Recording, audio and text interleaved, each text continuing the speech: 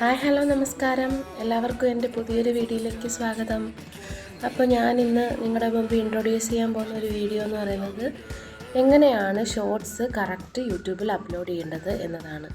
ഇത് തുടക്കക്കാർക്ക് ഒരുപാട് പ്രയോജനമാകുമെന്ന് ഞാൻ വിശ്വസിക്കുന്നുണ്ട്. കാര്യം എന്ന് വെച്ചാൽ ഞാൻ യൂട്യൂബ് തുടങ്ങുന്ന സമയത്ത് എനിക്ക് എങ്ങനെ ഷോർട്സ് ചെയ്യണമെന്നോ അല്ലെങ്കിൽ എങ്ങനെ ഒരു വീഡിയോ ക്രിയേറ്റ് ചെയ്യാം എന്നതൊന്നും ഗ്രാഹ്യമുള്ള ആളായിരുന്നില്ല.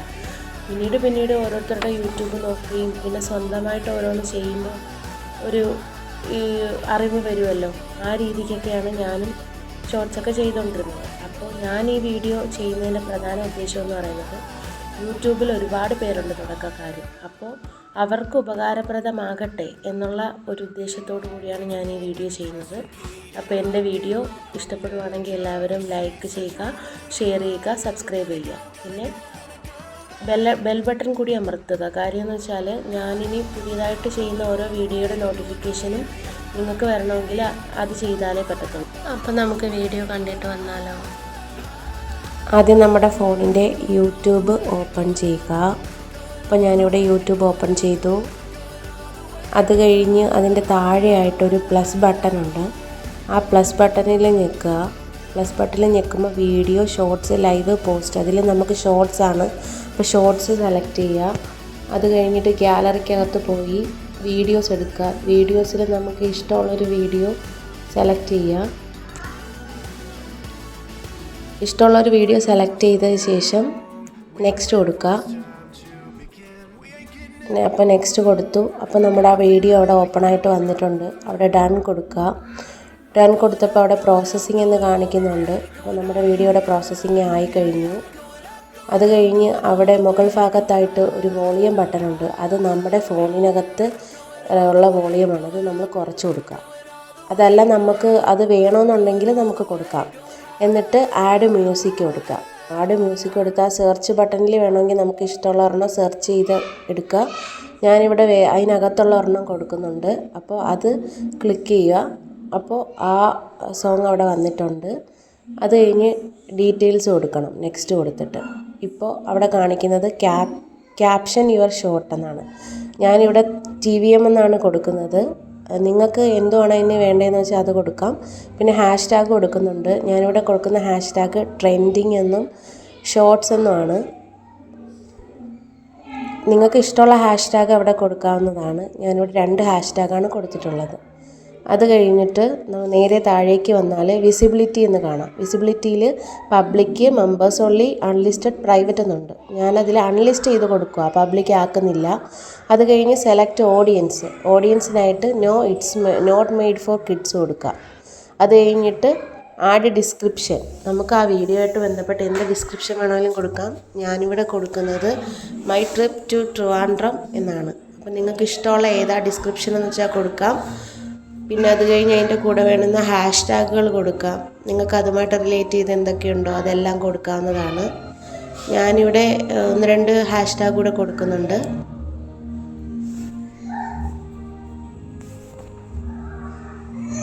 അപ്പോൾ അത് കൊടുത്ത ശേഷം ബാക്ക് വരിക. അത് കഴിഞ്ഞ് നമുക്ക് വേണമെങ്കിൽ നമ്മുടെ ലൊക്കേഷൻ കൊടുക്കാവുന്നതാണ്. ഞാനിവിടെ TVM എന്ന് കൊടുക്കുന്നുണ്ട്. വേണമെന്നുണ്ടെങ്കിൽ കൊടുത്താൽ മതി. അതൊക്കെ അവരവരുടെ ഇഷ്ടമാണ്. അപ്പം ഞാനിവിടെ TVM എന്ന് കൊടുത്തു, ഓക്കെ കൊടുത്തു. അടുത്തത് റിലേറ്റഡ് വീഡിയോ എന്ന് പറഞ്ഞാൽ നമുക്ക് ഇതിൻ്റെ താഴെ ഇതിൻ്റെ വ്യൂസിൻ്റെ കൂടെ നമ്മുടെ റിലേറ്റഡ് വീഡിയോയ്ക്കും വ്യൂസ് കിട്ടും. അപ്പോൾ ഏതെങ്കിലും ഒരു റിലേറ്റഡ് വീഡിയോ കൊടുക്കുക.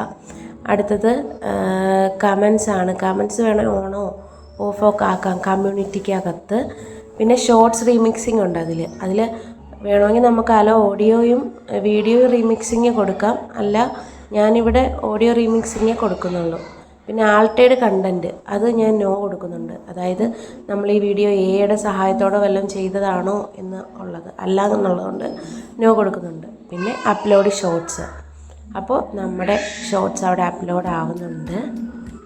അപ്ലോഡിങ് കാണിക്കുന്നുണ്ട്. അപ്പോൾ 100% നമ്മുടെ ഷോർട്സ് അവിടെ അപ്ലോഡായി വരുന്നുണ്ട്.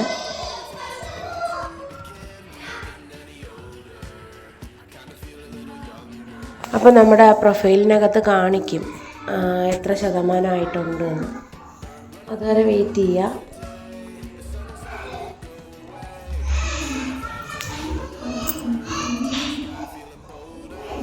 എൻ്റെ ഷോർട്സ് ആണെങ്കിൽ അവിടെ 55% ആയിട്ടുണ്ട്.